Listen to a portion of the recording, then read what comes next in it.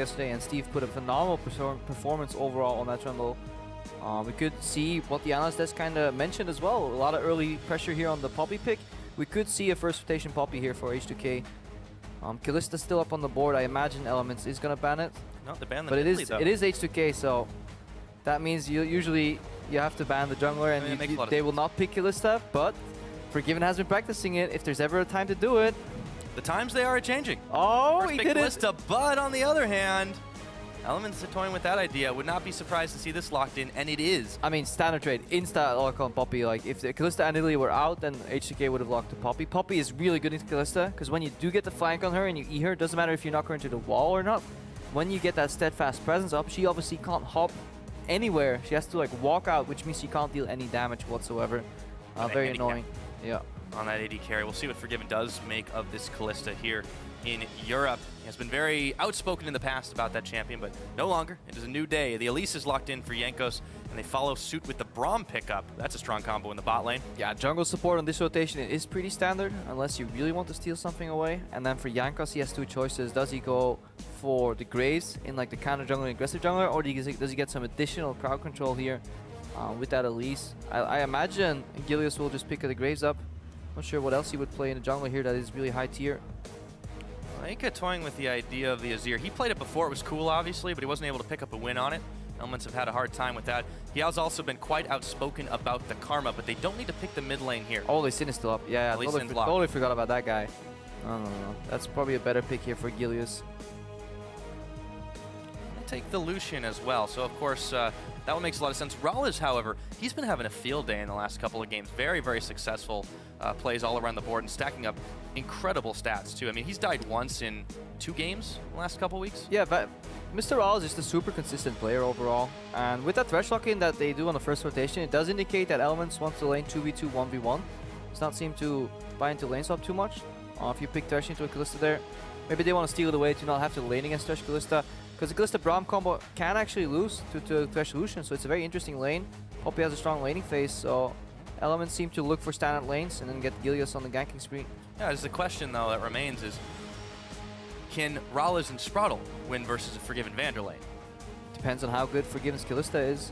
Fantastic player overall, but may not have the champion super down. I doubt it. I think Kalista will be fantastic on Forgiven overall, because I don't see a champion in the world that he can't mechanically execute.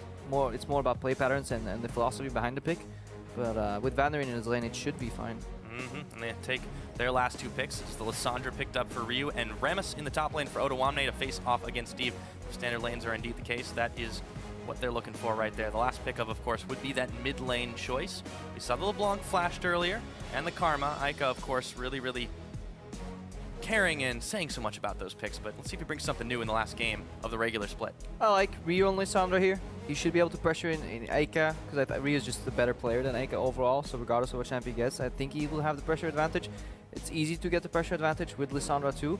And just the amount of mobility and picks that H2K can make, look at their composition right now. They have CC generated by every single pick, especially if you consider that Kalista has that ultimate Fate's Call available too, which then in turn makes Vander be able to play super aggressively. So they can make picks, they can roam with the Rammus, they can catch people off guard.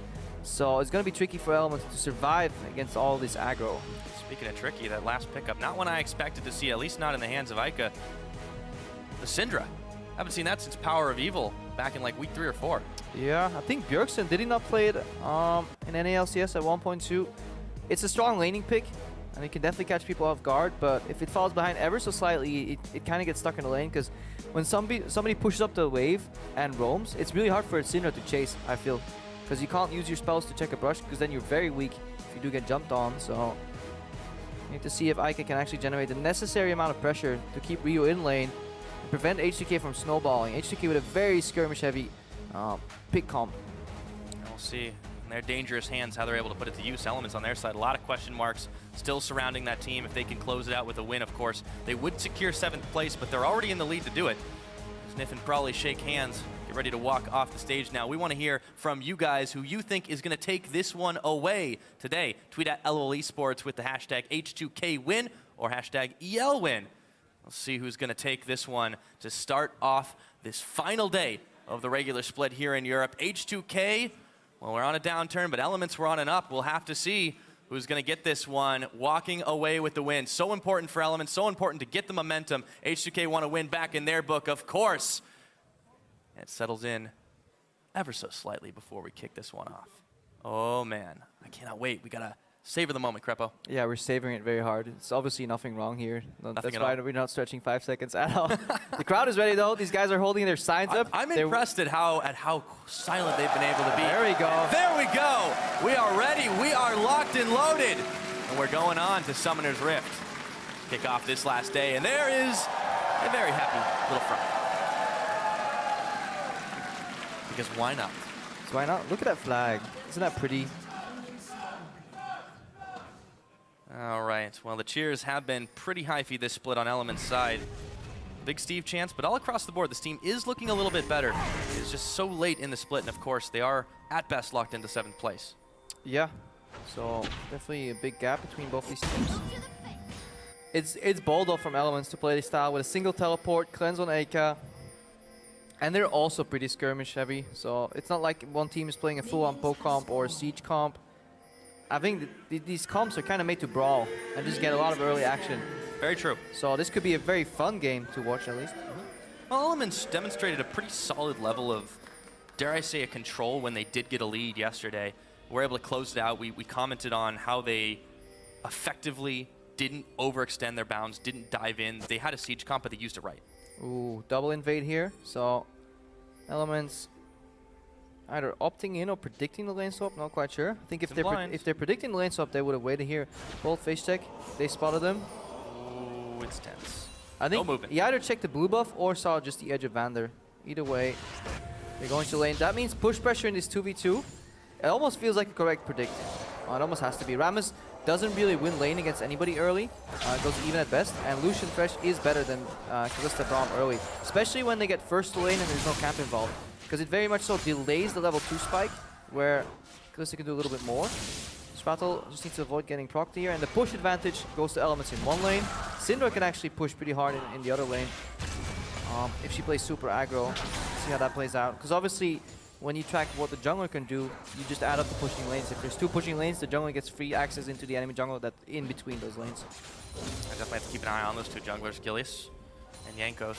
2 very, very different career paths and players right there, but Jankos opted for the Elise instead of the Lee Sin. We mentioned it had been left open a little bit later, see if Gilius is able to go on that early top lane spree. Forgiven and Vander have already been pushed back in, as you mentioned, a stronger lane in this Lucian Thresh combo, the good old wife steal. But still, H2K, a very, very dangerous team all across the board in every lane. Let's see what they can get done here. Rio had already pushed in the mid side. And we'll really be on those 2 junglers when we have standard lanes to affect this map early. Eyes on Gilius to see what he can do. I feel like the chip is on his shoulder.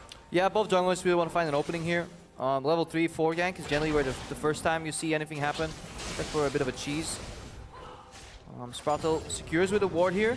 Doesn't go for the deep ward on blue, something sometimes the bot lanes like to do when they are pushing. Secure with a ward. That means though that Jankos could now invade the enemy jungler and path behind. If he takes a left right here, he could get behind Sprattle, and that could actually result in a kill, and that's very dangerous here. So let's see if Elements' bot lane can read this from the behavioral pattern from Forgiven and Vander. They pinged it. They know something is up in that tri-brush. Sprattle's actually making moves forward as the level 3 for the 2. And there's the cocoon. Are they probably spiraling, nothing else. Maybe they saw him. Yeah, they probably saw him path over the Skull Crab. Maybe go back and see. Well, safe moves all around. Elements definitely not taking any unnecessary risks at the beginning of this one. They know the stakes. They know how high they are. However, they can rest a little bit easier considering they are 1 win ahead of Splice in the standings, looking for that 7th place spot that Elements is just cozily occupied.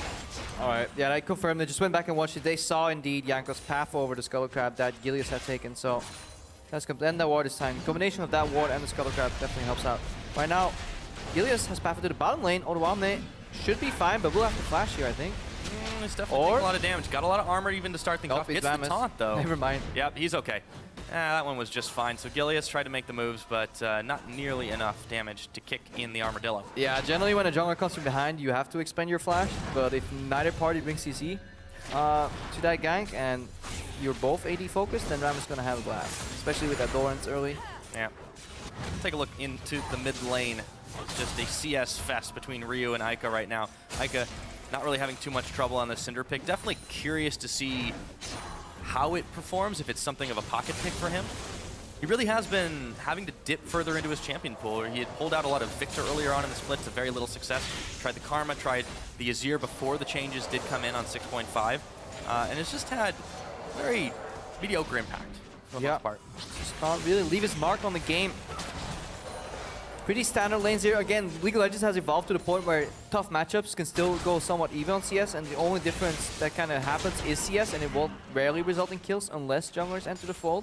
Oh yeah. So that's why we're looking for what Gilius and what Yankas can do here. Given didn't really get punished though. He got pushed to the tower, but he's really good at farming under his tower, so he went even CS with this Kalista lane, which in itself is impressive. Yeah, Forgiven's first outing on that Kalista. The hook does come in, and Vander will get caught for a moment, but he stands right behind Forgiven. The CS Fest does continue there. Everyone knows Forgiven as just being this AD carry who will always be able to bully, always be able to match you at the very least in farm. I mean, Rallis, despite his excellent performance of late, he has his work cut out for him, even in this optimal lane situation. Spraddle sends another hook flying, but he's not able to connect, hopping right behind the minions. However, Forgiven does take some damage, and that prompts the Unbreakable from Vander. Not enough return fire there in the Lucian Thresh lane. Yeah, you really want to get that Flay on top of like the Kalista. Cancel help, and that's when he's under pressure, because that makes an easy piercing light from Lucian 2 that you can then help him. Right now, on the level 6, the Syndra just has so much on in the lane. Every ball she throws, rather, or that Aika he throws, is just threatened for the all-in, especially when the jungle's nearby. Look at how far Aika can play up. And he has the cleanse to break the all-in attempt from Ryu. So definitely favorable matchup here, cleanse versus teleport in the mid lane, and with these two champions. So Aika should be able to out-pressure Ryu right now. You can see the difference in priorities. Those double teleports for H2K means they definitely want to start those skirmishes, start those fights in the later stages of the game, and gain more map pressure. It's been H2K's hallmark this season. Ike, on the other hand, he's playing more lane focused. They're hoping they can get an advantage and snowball it, but the onus is on them to do it. Yeah, but Spraddle right here, going for hooks like that, is never really going to work, because even if you land it, Braum will just step in front of him. You really need to walk into the lane and play Forgiven. The problem is, when there's so little vision and you're so scared of the jungle, it is such a risky thing to do, and that's why a lot of these lanes go even. If you could play 2v2, no jungle, no TP, could be fine, but here, Rallis could walk into a cocoon very soon. Look at Forgiven, he's acting like he's normal at laning phase, not changing his pattern at all. But Vander might be giving away a little bit by starting to walk up, so that's why Mr. Rallis is a little passive here. Holding his nerve. Itsy Bitsy Spider hiding out in the brush, cancels his back there, go waiting for the Rallis. Oh, he misses the cocoon. I mean, Jankos had at least 3 opportunities where he could have thrown that cocoon, and the way, obviously, very easy for us, the way you do it is you wait until he locks in an auto attack animation. When he goes for a creep, you see a creep go low, you guarantee that the enemy AD carry is going to go for it. That's when he stands still, and that's the frame where you fire your cocoon. But H2K kind of beaten by their own hesitation on that play. Yeah, and Rallis and Spraddle definitely know what's up at this point. That's the second time Jankos has passed up there, the only time they've really seen him around the map. And the reputation for bloodthirstiness that he carries, they know that he's going to be all around the map. Odoamne really not having too much trouble dealing with this Poppy. Will go ahead and clear out the ward. He does have his own pink in that bottom side to prevent any future aggression from Gilius. Very good for Elements though, because level 1 to 4, obviously a slight gank advantage for Elise, because she brings that cocoon to the party. But at level 6, obviously Elise doesn't get a power spike. Yeah, she gets a little bit stronger, but Lee Sin gets access to that kick. Yeah. And now, this is where the ganks may stick here. Ryu gets poked down. Here's Gilius. Oh, couldn't dodge the ball, and he couldn't dodge the Sonic Wave. He might, in fact, be burned his flash, pops his ult. Gilius taking damage. In comes Jankos. Can they return fire? Oh, unleash the power, but he's kicked on back, trying to trade it First Blood to the First Blood King. And all of a sudden, where did all these H2K members come from? Suddenly a party in the mid lane. Everybody from H2K collapses. Teleport from Odoamne. Good save there overall from Jankos. Flash Cocoon buys just enough time because Aika was completely out of mana there. He just needed one more Q to get the First Blood, and Ryu somehow managed to survive that. Really, really impressive reaction as a team from H2K. This is what has hallmarked them as such a significant force in European LCS. Despite yesterday's stumbling block, the team still contending for first place with a win here. If they can hope for G2 to lose even, they could still get it. And the price of that play too, complete control of deep enemy blue jungle by H2K. 3 wards, lifted around, Scuttle Crab, blue buff. Watch this again, this is good. QE, hits, Ryu goes low, Aika goes low, Gilius waits for the flash, and then here he just doesn't kick soon enough. I think if he just gets a flash kick off to kind of keep him stun locked, Ryu will go down, but Ryu just survives long enough. Vander with a good flash there too and lost art. I'm not sure if that would have killed him or not. Regardless, everybody was ready from H2K to collapse and act on that play. And there was no cross-map possible this early in the game for Elements. Yeah, and we're playing for the laning phase, but when they got out of lane, all of a sudden they got out of line. 2 kills over to H2K. That's a 1,000 gold lead or nearabouts for them to start this game off. Everything is looking much better for them. And Sprottle looks a little thinner there, narrowly dodging Winter's bite. No flash on Vander. Luckily, he is playing on a Kalista lane where he can't really get exposed, can always get Fates called back. This is the roughest part of this matchup here in the bottom lane, and we see a bit of a trade go out in the top lane that we can expect. Ilya's going for the return gang. Connects. Or this time he kicks Ryu back in, follows them, and the power gets unleashed yet again. This time they do secure the kill as Otawamne gets knocked up trying to ball his way to freedom. He will get out. 1 kill over to Elements though. And they continue the pressure in the mid. And that's the power of this Syndra Lee Sin combo. All you need to do is connect 1 CC and the rest will follow swiftly. This time leaving no opportunity to get out of there. The Frozen Tomb was still on cooldown for Ryu, so he couldn't really use it right there. And then just they layer the CCs beautifully. Instant flash R from AK, leaving no time to survive. It's going to be Elements trying to start this dragon up really quick. Gilius actually quite low. He is able to get a safeguard shield out to secure a bit more of it, but most importantly, H2K don't know this is happening. They have nothing really else to take. Looking for maybe a Rift Herald, but it's only Jankos doing it. This is going to be a while. No, it's the good thing about Elise is that you can turn it around with your Spiderlings, and the most of the damage on a Rift Herald comes from you attacking it from the back and popping that eye that you see pop open right there. If your 2 people turns around, bam, that's 50% of its max health that goes down. So Elise can actually easily solo it, because other than that damage proc, you do so little damage to a Rift Herald. So yeah. Elise is probably the best champion to solo Rift Herald. Able to get the distract, poke him in the eye. So that one's secured. Let's see if they can get a little bit of a push on. Heading down to the bottom side is Jankos now, still focusing on Rallis and Sprottle. Yeah, Sprattle's playing very brush heavy, which is fine if you play against inexperienced players, but...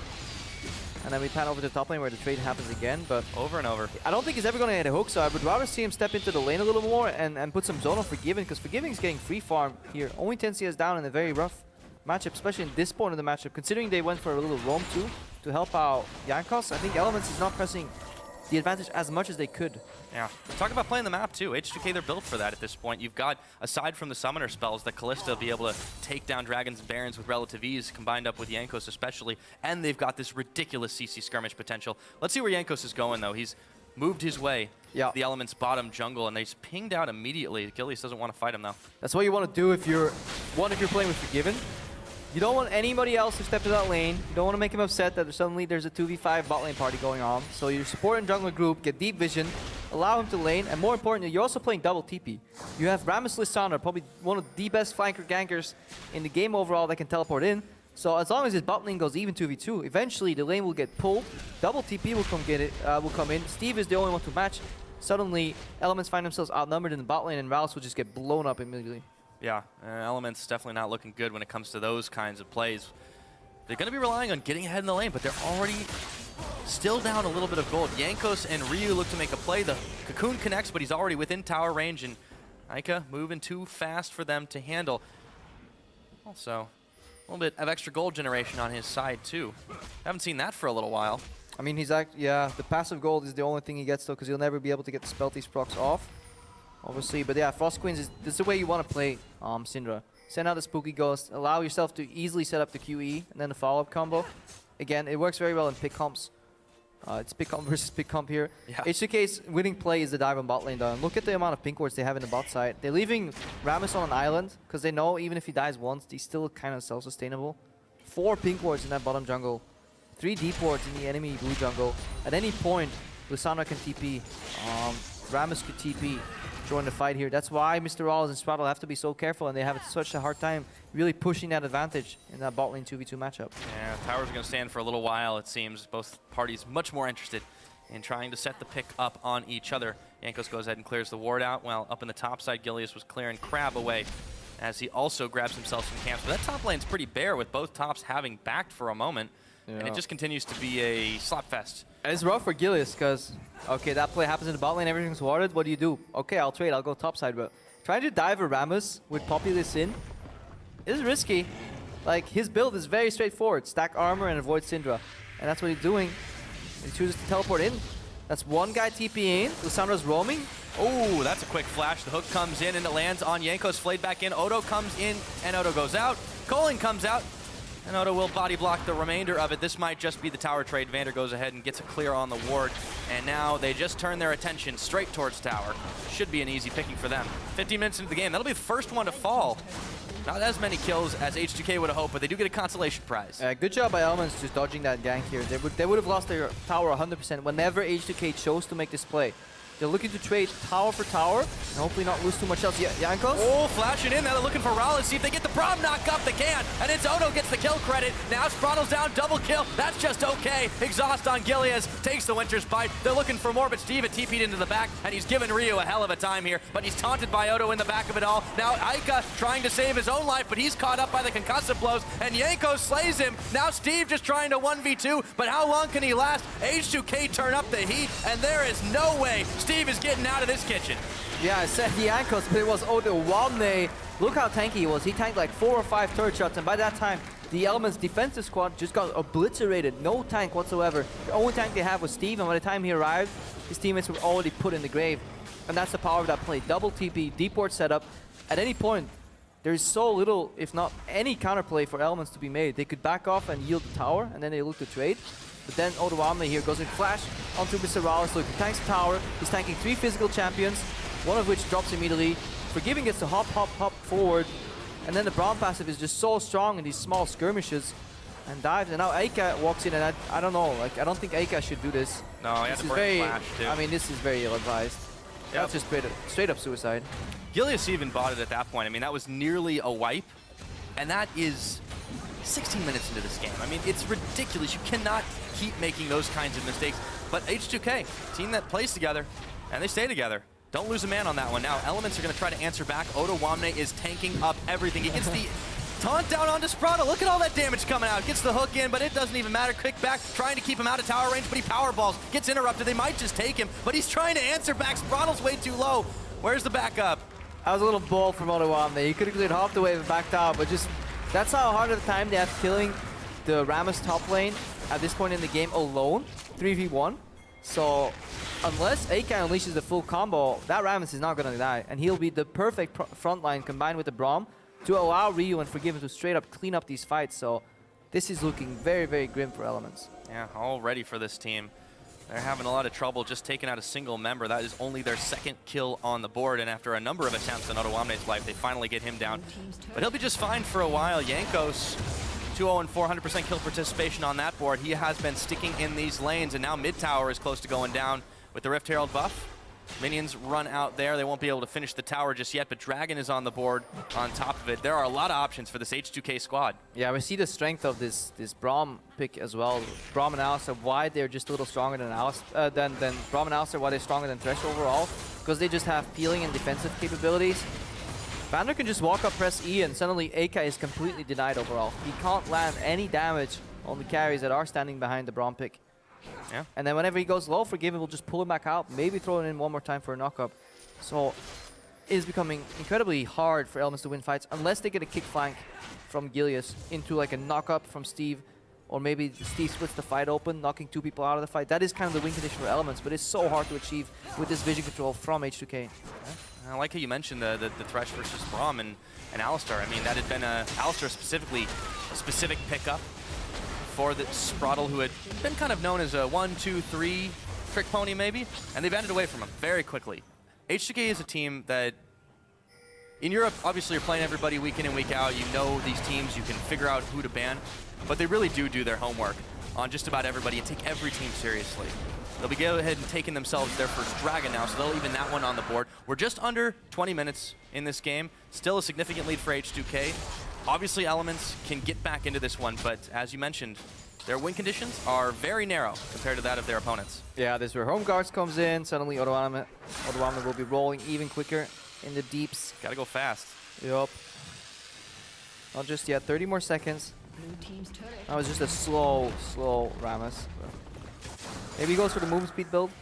That's such a disgusting build, by the way. Sunfire into Thornmail into a little bit of extra HP just to from avoid the Syndra, yeah. Yeah, even if no Syndra just doesn't have enough damage to just, I think, shred him in one go. So I think he is actually unkillable at this point for Elements. Well, we'll be putting that one to the test. Odoamne heads right back up to the top. He's going to be flanked by Ryu and Vander joining him. Actually, Baron just comes onto the Rift too, so definitely not looking to take that one just yet, but there are some inner towers that they can grab. H2K have got all the outers for now, and Element still trying to knock down the one in the middle. Ryu has held that strong, despite the constant early pressure that had been coming down on him. All right, Elements. Find the pick. Envision the Rift. Close your eyes. That's what you gotta do. Gilius, show us why you are rank 2. Because he's always bragging how he's rank 1. Forgiven's actually the one that beat him in solo queue. Forgiven's now, or they go up and above. Yeah, each back other, and forth. It's a bit of a grudge all match, the time. right? Yeah. They always, in the little Skype chat that all pro players have, every time one of them reaches a new rank 1, it gets announced, which is very often. But right now, Forgiven should be first place still. Has the mental edge. Part of it too. I don't think Forgiven needs Kalista to get rank 1 though. He plays. Well, he proved that a long time ago. That's true, but it's nice to see him branching a little bit and embracing this Kalista pick that just about every other European ADC had considered a, if not top tier, very, very close to it for a long time. Yeah, there's only so long that he could say, yeah, this champion will just get nerfed eventually. You have to pick it up. Such a staple, good pick. I feel it fits his style. Forgiven likes to trade and trade smart. And he likes his supports to like CC and set up for him, so I just wonder why he never really picked it up. At one point, I think it must have been like an ego thing. It's like, no, I refuse. People tell me I need it. I don't need Kalista. Well, this is also the first year we've seen Forgiven with a support that he has been unabashedly complimenting, saying this guy does not need to learn anything from me. He is perfectly combining with me all the time. I'm paraphrasing a little bit here, but you know what I mean. This is a combo, this bot lane combo, this duo has been absolutely fantastic together. And Kalista Braum, well, there's a big reason why it's strong. They're going to go ahead and start pecking away at that turret. Some serious chit damage there. Ral is having to dodge away from all the skill shots. Gilius will eat a few of them himself, and look at that. That turret already getting shredded. Poppy's ready with teleport though. This may just Elements be willing to pull the trigger for a final fight before they fall out too far. Might have to. Here he is, very far away though. Look at the bottom right of the screen at Dragon. That's where the teleport's coming in right now. Keep your eyes on Ryu and Odoamne. Spooky Ghost coming out onto Ryu and Odo, and Steve misses the heroic charge. Odo flashed by flashing it, Odoamne. yeah. Pretty telegraphed though. If you see a Poppy charging at you, you know Ryu's out of the equation here. You know he's going to flash, so really good reactive flash. Vander gets thrown in though. Yep, Jankos trying to flank around the side. They get the Braum ulti popping him up. Not nearly enough damage to pick off anybody. Pick comp versus pick comp, as you said. Still the pressure on H2K's side. They own that top jungle here. Elements, Gilius, Ica, Steve trying to push out. Ryu looking to go on in, and he gets kicked just into the rest of his team, and the fight is on. Spraddle going low in the backside while Steve trying to tank up the front of it all. Heroic charges into Ryu. Exhaust is down, and Jankos will take a bite out of him. Ica pushes them all back with the balls, but it is 1-for-0 in favor of H2K. Still chasing Ica here. The Syndra trying to stay alive, and the Wolves helping out. There's the stun. Scout of the week, and Ica will make his escape on this Syndra. Yeah, but all these crowd control effects for Elements are being used defensively, and nobody is going close to dying on the side of H2K. Odoamne was just a one-man zoning tool in the backline. He kept Thresh, Lee Sin busy. Let's watch this again.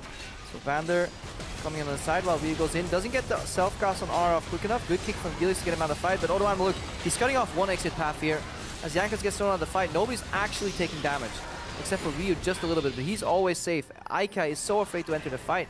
He can at best go 1-for-1, and that is the problem for his Elements composition at this point. Yeah. Well, and a bigger problem too is, you know, they are so afraid to fight, and Steve just wants to YOLO it in. This is his pick, this is Poppy. They're not really able to do a whole lot else. And when one member of the team is trying to go in and the rest aren't, you've got issues there. Yeah, it's just a panic move. I mean, I don't think Steve was overextending on his own. He was just setting up the engage there for his team. Obviously, when he gets flashed, then that's one shotgun shell you've lost, and then you gotta wait to recharge. Overall, though, this is the nature of pick compositions versus pick comps.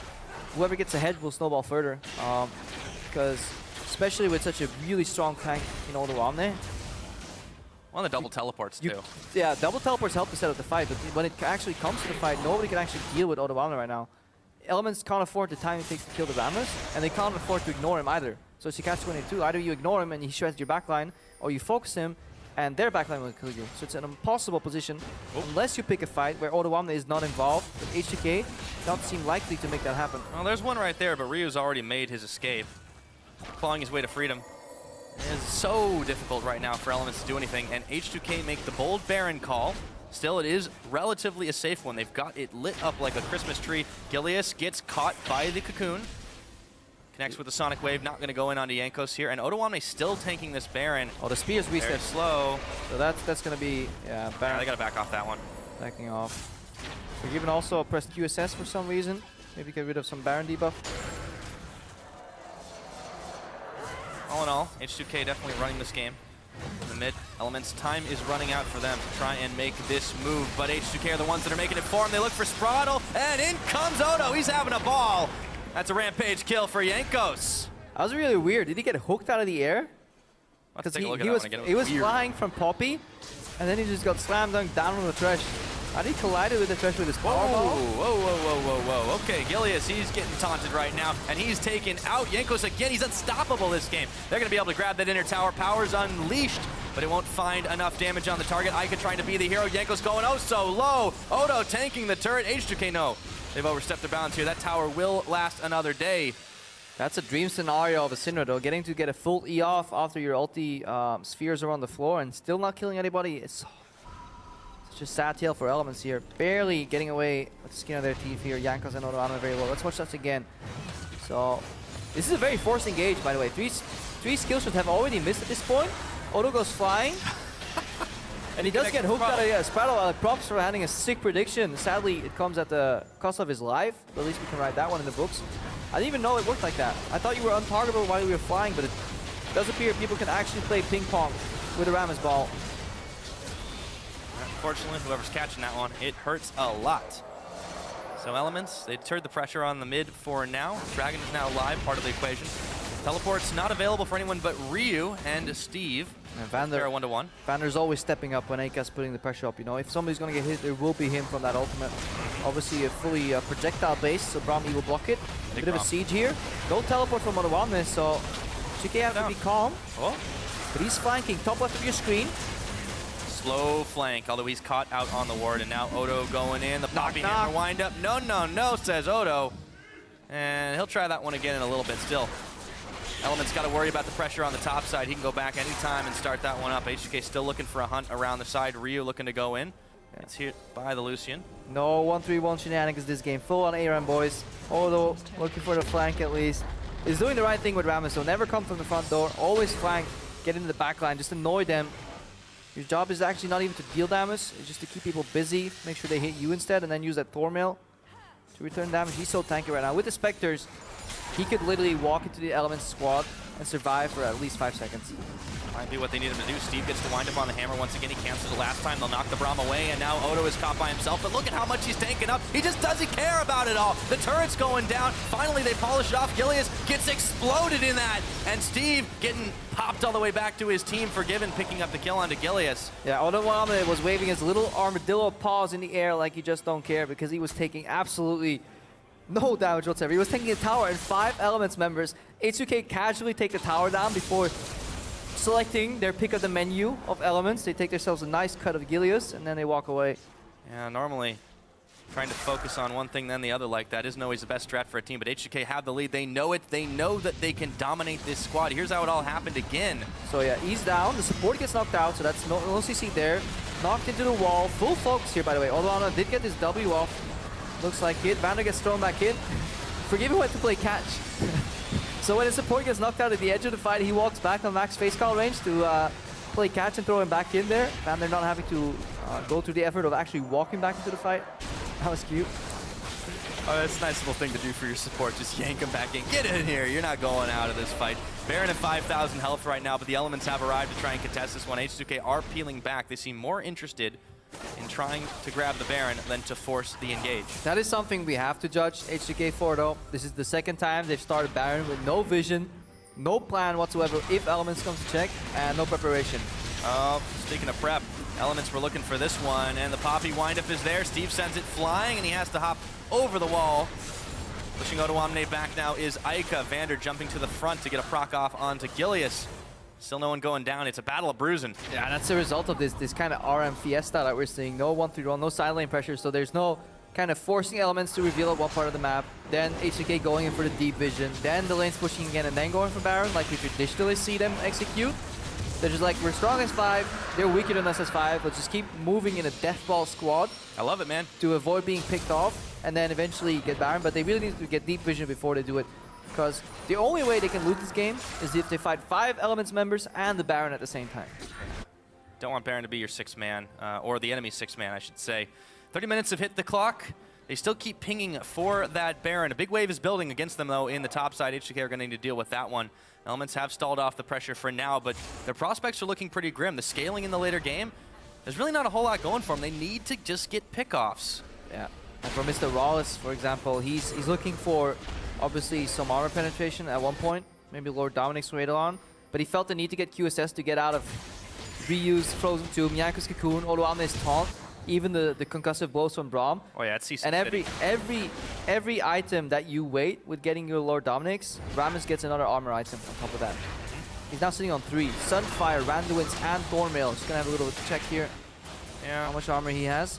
I mean, it's enabled by how much gold they have. They're up by about 8,000, and that's a lot of it off the back of turrets. It's 6-2 for these teams.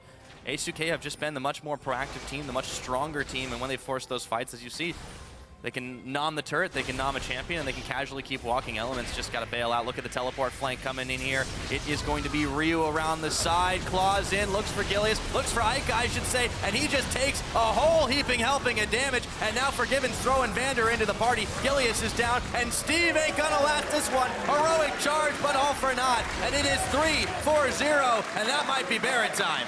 Yeah, this 300 armor Rammus that's without W activated just jumps in and shreds. Well, that's your QSS right there. Yeah, they don't need the QSS Baron. gets used, and at that point, for this time, H2K set up the pick. They didn't go for Baron immediately. They used the threat of the Baron to lure Elements into face checking and just kind of immediately engage on them with that teleport. They may just forgo the Baron altogether and look to end the game here at 32 minutes in the game. 15 seconds left on anyone even to try and get back into this one. And with the minion wave coming into the mid, Rawless and Spraddle are hard pressed to try and answer it back. The hook comes in. They go for the finish. Rawless still hanging strong, but not for long. Can't click the lantern in time, and Spraddle is the last man standing for another 4 seconds. Nexus turret 1 will go down. The hook does not connect on where Spraddle needed it to be. 1 Nexus turret. H2K hesitate, and with Ika and Gilius back up, chasing hot at their heels, they will escape the base. And again, a little bold to go for the finish. Why don't you just go for the Baron here, H2K? So, yes, they're going to win this game, but we have to judge it on how clean they finish. And when you make some of these ill-advised finishing moves, maybe a team like Vitality and G2 will get more breathing room because they won't be down as much as Elements is. Obviously, we never can judge that in the context of the game. Maybe against a team like G2, H2K would have walked to the Baron to take it slow. A bit of a greedy attempt to finish here. Still, disrespect for not taking him seriously can mean a lot. Odoamne just gets kicked back, but not before landing everything. And then it's all she wrote for these 3 Elements members. Yeah, knock, knock, knock up, some more knocks, and then Forgiven completely untouched in this fight. Youch. And Odo's just having a blast. Spraddle doesn't even want to flame. All right, they're going to go and try to keep getting their chase on. Steve is isolated from the pack here. Let's see if he can make it to escape the windup on the hammer. Kicked back by Gilius now. Nope. And they decide they don't really need that kill anyways. Yeah, he's just going to put that back in his pocket here, Steve. He could technically make the hero play, hammer over the wall, knock Jankos and Forgiven away at the same time, and then jump in and steal the Baron with Q. Yeah, you know, when Elements have needed a hero, Steve has been the one they've turned to on numerous occasions. He's been a crowd favorite here in Europe as well, and not just because of his awesome name. He has been making some sick plays. His Trundle in particular was fantastic, and this Poppy, it's kind of been up and down for him. Elements as a team have been very up and down in general, so I suppose that's emblematic. Yeah, they have been struggling. They're looking to fulfill their legacy. They entered the season with one task to keep the universe in balance. That is finish 7th. Their counterpart, Team Liquid, looking for 4th over in North America. Then everything is well. It's going to be a rough task for Fnatic to end up first, though. I don't quite see how that's going to happen, but yeah, you know, it is Europe after all. Yeah. It wouldn't be Europe without some more ill-advised Baron attempts. H2K now with full vision of Elements. Gilius around the back is coming in. They're actually going quite early, and Gilius might go down. He blew his chance at this one, and Elements are just evaporating. Ryu with the Frozen Tomb self-cast. Everyone goes down. Steve now trying to hold out, but there's no way in hell that's happening. That is a massive wipe, and H2K are just going to end it here. Yeah, Elements, they had to go for it. They had to kick away 2 members, maybe get a smite steal, somehow survive, but they knew they couldn't. At this point, their demise was spelled out in the game already, and H2K looking for a clean finish here. Yep, as you said, Judge them by that. Just shy of 35 minutes, only one Nexus turret stands in their way. The death timers are just too damn high. And H2K will end this one to continue to try to contest for first place. Taking down Elements on the final day. H2 what? H2K!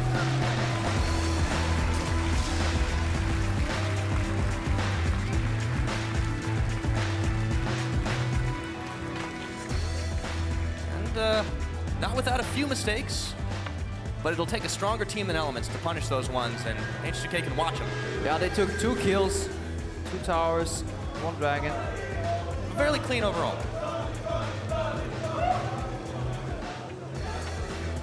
That's all they gave up against Elements here, but Forgiven wasn't really that happy. It felt like just another day at the office for H2K, but they're striving for perfection. And some of the Baron Carls really wasn't there, but obviously it's so hard to judge that in a game with this context. You could definitely see the skill gap here in between H2K and Elements. Yeah, but for Elements too, it was a hard comp to play and to play into, and a very hard team to do it as well. I still think, despite this loss, despite how fairly one-sided it was, they have been on the uptick, and if they are able to secure that 7th place spot, which they can do with a Splice loss today, they can sit pretty, prepare for next split, and try to get better than 7th. Yeah, that's their main goal here. You don't want to play relegations if you can avoid it. It feels like almost a waste of time as a team, and it's just mentally taxing, and it's a way bigger blow to your confidence too. You know that you're suddenly struggling for your spot in the LCS. Why? You know, if you think you're really that good, you're just a little bit unlucky. So, both Spice and Elements really want to avoid